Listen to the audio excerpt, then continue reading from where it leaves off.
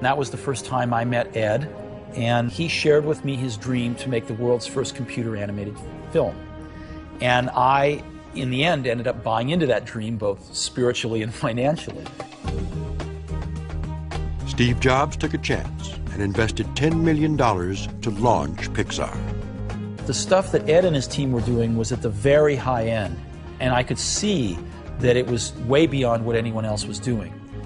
It was the combination of the new medium and John really bringing a character to life that made people say, oh my God.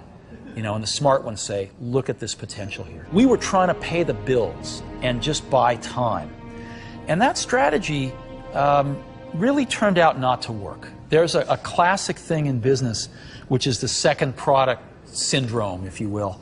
And that is companies that have a really successful first product, but they don't quite understand why that product was so successful. And their ambitions grow and they get much more grandiose, and their second product fails. Believe it or not, Apple was one of those companies. The Apple II, Apple's first real product in the marketplace, was incredibly successful, and the Apple III was a dud.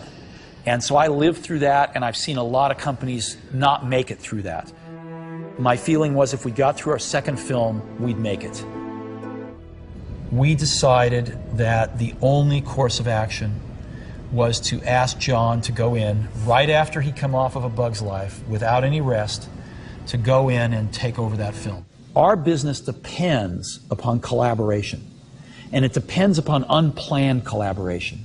And so we were just too spread out, and the groups were, developing their own styles. We were growing into several divisions instead of one company. And so the goal was pure and simple. We want to put everybody under one roof, and we want to encourage unplanned collaborations. Pixar is seen by a lot of folks as an overnight success, but if you really look closely, most overnight successes took a long time.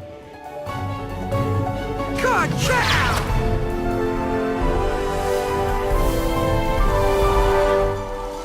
The best scientists and engineers are just as creative as the best storytellers.